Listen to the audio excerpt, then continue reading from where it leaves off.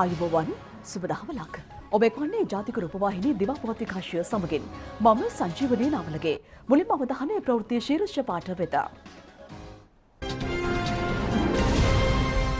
එක්සත් ජාතීන්ගේ මානව හිමිකම් කවුන්සිලේ ශ්‍රී ලංකාව සම්බන්ධයෙන් වූ යෝජනාවට අදාළ ඡන්ද විමසීම අද පස්වරුවේ. සිංහරාජ රක්ෂිත සීමා වාසන්නේ වැව් ඉදිකිරීම ව්‍යාපෘති යෝජනාවක් පමණක් බව ඇමති චමල් අවධාරණය කරයි. මෙරට 8,38,000කට කොරෝනා එන්නත. කොළඹ ආකේඩ් පරිශ්‍රය මිශ්‍ර ව්‍යාපෘතියක් යටතේ සංවර්ධනය කෙරේ.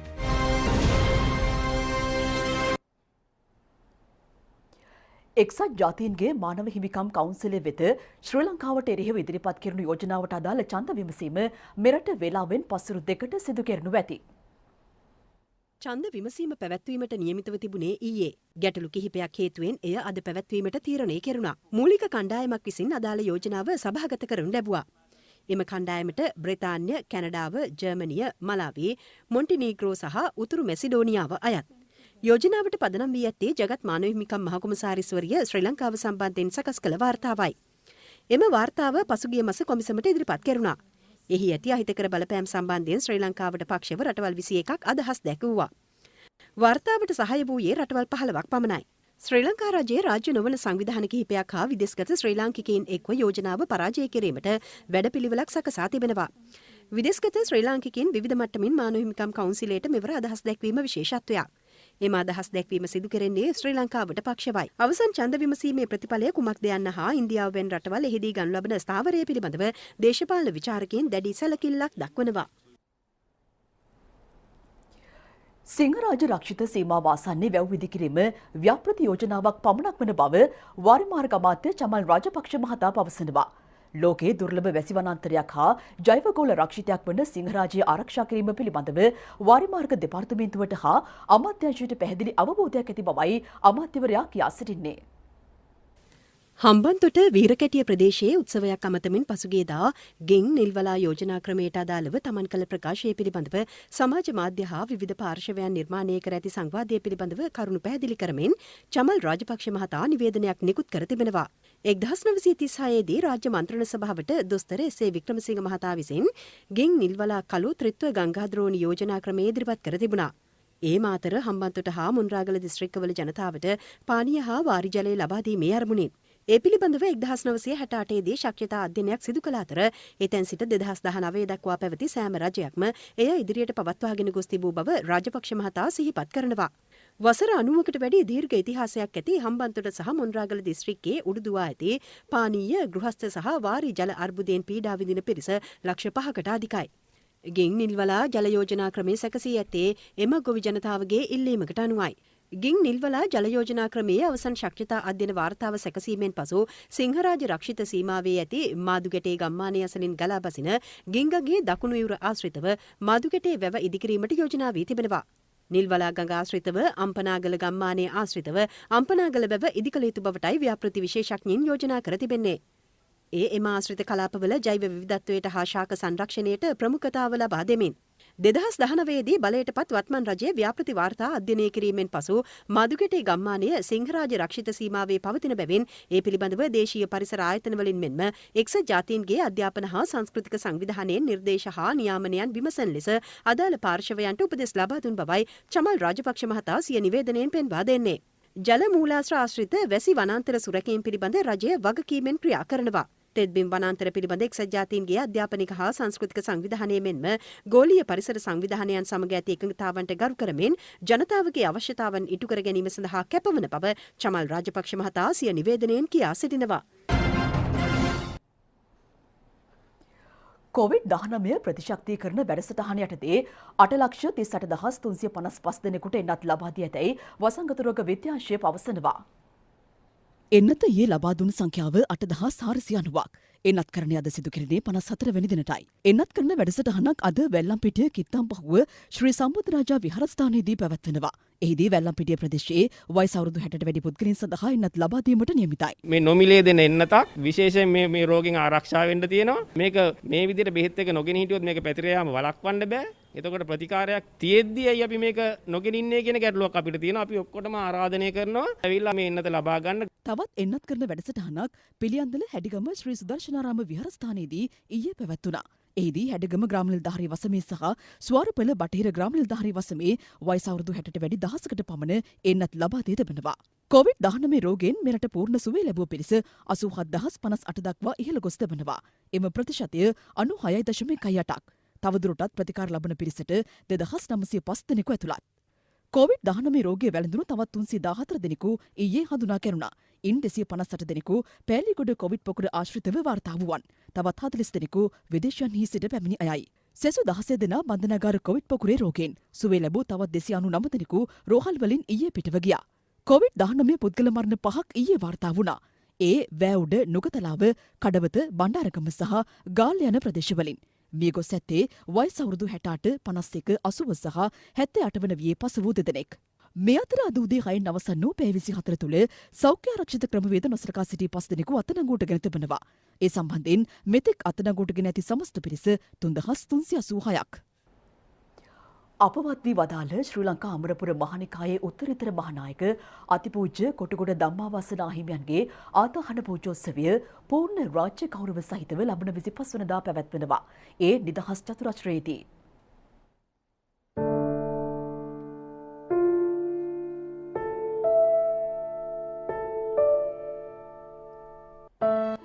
ශ්‍රී ලංකා අමරපුර මහනිකායේ උත්තරීතර මහානායක අගමහා පණ්ඩිත අතිපූජ්‍ය කොටගොඩ ධම්මාවාසනා හිමියන් ඊයේ අලුයම අපවත් වුණා. උන්වහන්සේගේ දේහය ගල්කිස්ස ශ්‍රී ධර්මපාලාරාමයේ තැන්පත් කර තිබෙනවා. විචිත්‍ර ධර්මදේශකයන්න් වහන්සේ නමක මෙන්ම සුපේශල ශික්ෂාකාමී මහා තිරණමක් ලෙස මෙරට බෞද්ධ ජනතාවගේ ගෞරවාදරයට උන්වහන්සේ පත්ව සිටියා. 1933 වසරේ ජනවාරි මාස 23 වන දින මින්වන්ගොඩ කොටගොඩ ග්‍රාමයේදී උපත ලද සිරිමෙවන් නැමැති කුලකුමරු පැවිදි දෙවියට ඇතුළත් වූයේ 1948 වසරේදී. ඒ ගල්කිස්ස ශ්‍රී ධර්මපාලාරාමයේදී. 1954 වසරේදී උපසම්පදාව ලැබූ උන්වහන්සේ ශ්‍රී ලංකා අමරපුර මහනිකායේ උත්තරීතර මහානායක පදවියට පත් වූයේ 2017 වසරේදී. මෙරට ශාසනික ප්‍රබෝධය වෙනුවෙන් ඉමහත් කාර්යභාරයක් ඉටු කළ උන්වහන්සේ දෙස් විදෙස් සම්මානවලින්ද පිදුම් ලැබූ විශිෂ්ට යතිවරයාණන් වහන්සේ නමක්. අද දිනේ උන්වහන්සේගේ දේහයට අවසන් ගෞරව දැක්වීමට විශාල පිරිසක් පැමිණ සිටියා. 25 වෙනි දින පස්වරු 1ට ධර්මපාලාරාම විහාරස්ථානයෙන් ගාලුපාර බෞද්ධාලෝක මාවත ඔස්සේ නිදහස් චතුරාර්ය පරිශ්‍රය වෙත ශ්‍රී දේහය රථ පෙරහැරකින් වැඩමවීමට කටයුතු සංවිධානය වෙනවා. ඉන් අනතුරුව සවස 3:30ට පමණ ආදාහන පූජෝත්සව රාජ්‍ය මහෝත්සවයේහි කටයුතු ආරම්භ කිරීමට බලාපොරොත්තු වෙනවා. දැනට උන්වහන්සේගේ ශ්‍රී දේහය කල්කිස්ස ශ්‍රී ධර්මපාලාරාම විහාරස්ථානයේහි තැන්පත් කොට තිබෙනවා. ලංකාවේත් ඒ වගේම පිටරටවලත් ගෞරවනීය මහා සංඝරත්නය ඒ වගේම උන්වහන්සේගෙන් දශක ගණනාවක් පුරා මේ මිහිරි හඬින් බණ අසා සිත සනසාගත් පොදු මහ ජනතාව ඊටාම ගෞරවයෙන් කරුණාවෙන් භක්තියෙන් යුක්තව උන්වහන්සේට වැඳ නමස්කාර කරමින් අවසාන ගෞරවය දක්වනවා. තව දුරටත් 25 වෙනි දින දහවල් 12 දක්වා ඒ කටයුතු සිදු කිරීමට අවස්ථාව සලසා දී තිබෙනවා.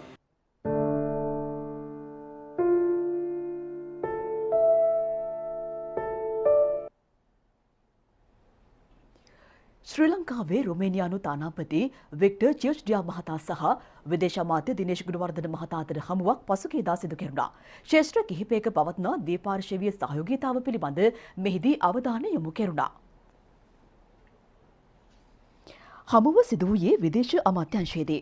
ඉදිරියේදී ශ්‍රී ලංකා දූත කාර්යාලයක් රුමේනියාවේ ස්ථාපනය කිරීම පිළිබඳවද මෙහිදී අවධානය යොමු කෙරුණා.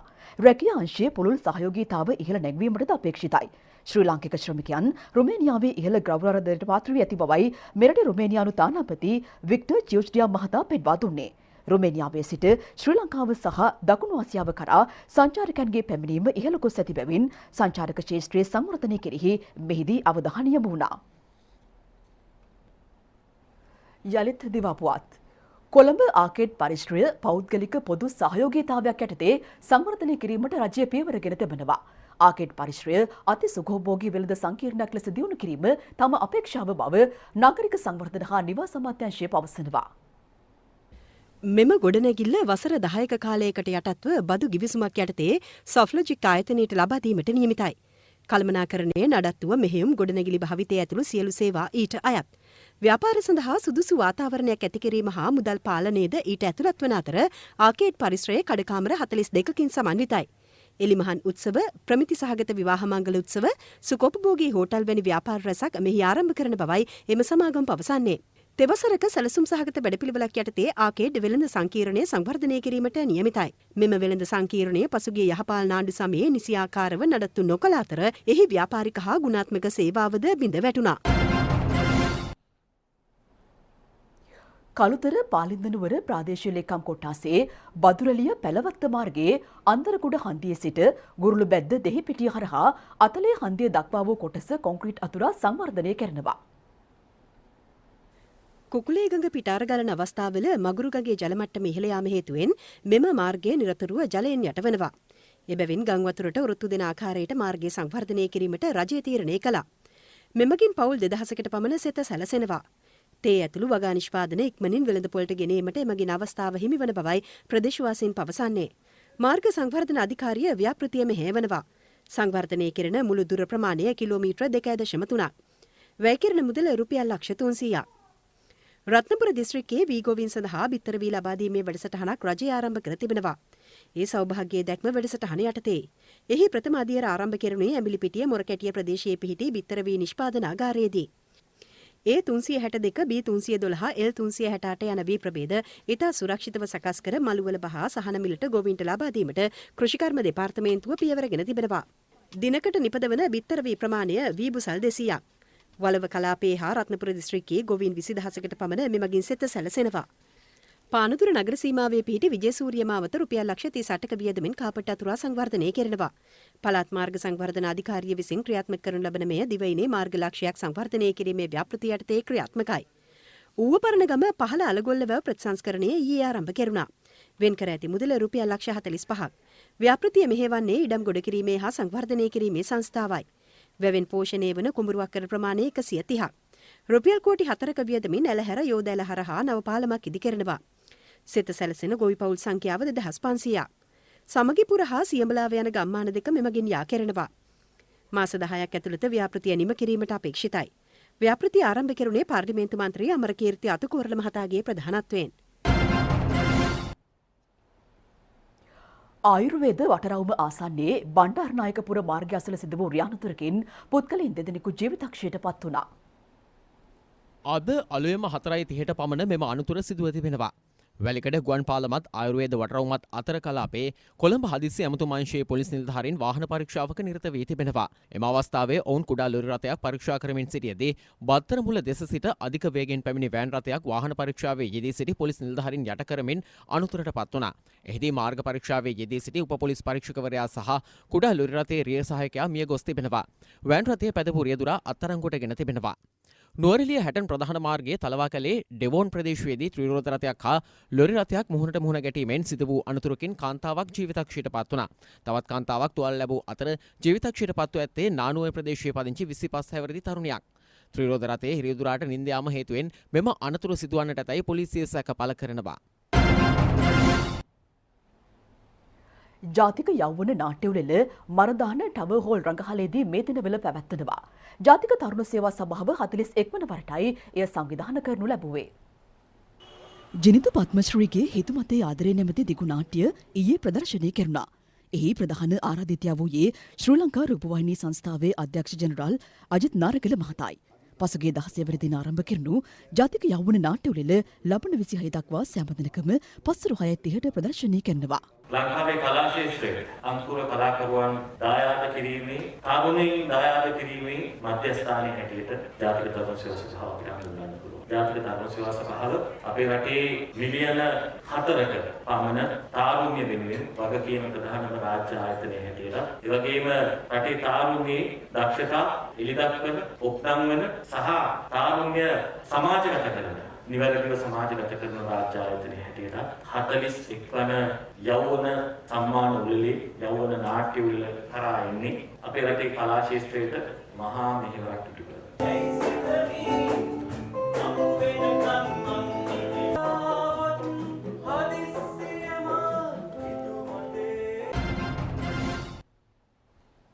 දැන් අවධානය ක්‍රීඩා පුවත් වෙත. කණ්ඩායම් හැඟීමෙන් ක්‍රීඩා කිරීම අවසන් තරගයේ දක්වා පැමිණීමට හේතුව බව ශ්‍රී ලංකා ලෙජන්ඩ්ස් කණ්ඩායමේ නායක ටී.එම්. ඩිල්ෂාන් පවසනවා. Road Safety World Series 2020 cricket තරගාවලිය අවසන් කරමින් ඊයේ මෙරටට පැමිණීමෙන් පසු ටී.එම්. ඩිල්ෂාන් මේ අදහස් පළ කළා. තරගාවලියේ අවසන් තරගයට ශ්‍රී ලංකා සහ ඉන්දියා ලෙජන්ඩ්ස් කණ්ඩායම් සුදුසුකම් ලබා තිබුණා. තියුණු තරගයකින් පසු ඉන්දියාව අවසන් තරගයෙන් ජයගත්තේ ලකුණු 14කින්. ඒ අනුව ශූරතාව ඉන්දියාවටත් අනුශූරතාව ශ්‍රී ලංකාවටත් හිමි වුණා. ගොඩක් දුකයි. ඉතින් අපි තරන්නේ මම දැන් ශ්‍රී ලාංකික බලාගෙන හිටියේ මේ තරඟවල ජයග්‍රහණය කරන්න. ඉතින් හැබැයි අපි කණ්ඩායමකට ඉතාමත් හොඳින් ක්‍රීඩා කරා. ගැන ගොඩක් සන්තෝෂයි. මොකද කාලයකට පස්සේ කණ්ඩායමක් එකට ක්‍රීඩා කරලා සනත් අයලා, රංගන හේරත්, රසල් අපි ඔක්කොම එකට ක්‍රීඩා කරලා මම හිතන්නේ අපි රටට කොහොමයි ගෞරවයක් ගෙනාවා අවසාන මහ තරඟයට ආවිලා. ඒක ලොකු දෙයක්. මම හිතන්නේ නැවතත් ක්‍රිකට් වලට තියෙන ආසාව ඇති වුණා අපේ පේෂක. මම හිතන්නේ ඒක අපේ ඉදිරි ක්‍රිකට් වලට හොඳයි. මම හිතන්නේ හැමෝම දකින්න අපි හම්බුනේ කාලයකට පස්සේ සමහර තනත් වෙලා අවුරුදු 10ක් විතර එනවා ක්‍රිකට් අයින් සමහරවිටත් වැඩි අපි එකට පළවෙනි දවසේ ඉඳන්ම අපි එකට පවුලක් කණ්ඩායමක් එකට හිටියා. පුහුණුවීම එකට කරා, ජිම් එකට ගියා, පූල් සෙෂන් හැමදේම එකට කරේ. අපි මම හිතන්නේ කැම බීම පවා අපි එකට ගත්තා. ඉතින් ලොකු කණ්ඩායම් හැංගීමක් තියෙනවා. ඒ නිසා තරගාවලියේ ලේසි වුණ නායකයෙක්ට ඒ කණ්ඩායම එකට හිටපු එකගෙන. ජාතික කණ්ඩායම ඉතින් අපේ ගොඩක් දක්ෂ ක්‍රීඩකයෝ ඉන්නවා. ඒක කියන්න ඕන අනිවාර්යයෙන්. ඒගොල්ලන්ගේ උපරිම ප්‍රයෝජනය ගන්න අපි හරියට දැනගන්න ඕනේ. මම හිතන්නේ හරියට ඒගොල්ලන්ට ඒ හරි මාර්ගය පෙන්වුවොත් ඒගොල්ලන්ගෙන් ඒ දේ ගන්න පුළුවන්.